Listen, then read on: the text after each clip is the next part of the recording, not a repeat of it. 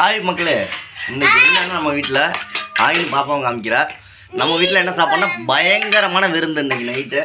அது எல்லாம் செஞ்சது யாருன்னா நிஷாதா. இது அப்போ பேக் கேமராவில் காமிக்கிறேன். இது எல்லாமே வந்து நிஷா மாசாக செஞ்சு விட்ருக்கா. இன்றைக்கி நம்ம வீட்டில் நைட்டு சாப்பாடு என்னென்னு பாருங்கள். இங்கே பாருங்கள், வேறு லெவல் சாப்பாடு.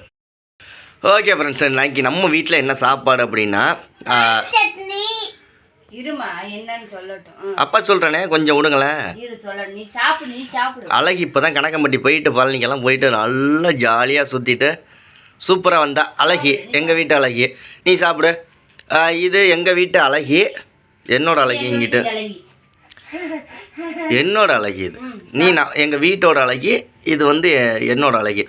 என்ன சாப்பாடு செஞ்சுருக்கானா, கார சட்னி, தக்காளி சட்னி, செம்ம மாசு. தேங்காய் சட்னி, இது செம மாசு.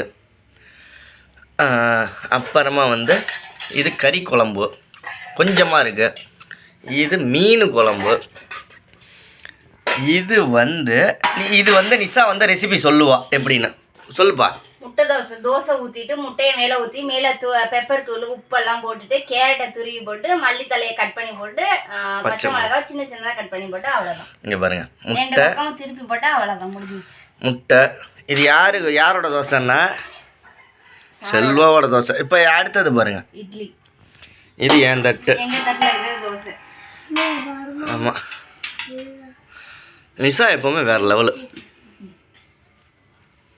தாரணீஸ் எங்கன்னு கேட்பாங்களே, சொல்லிடு. தாரணீஸ் தோசை கறி குழம்பு முட்டை தோசையும் கறி குழம்பும் சாப்பிட்டுட்டு தூங்கிட்டு இருக்கான்.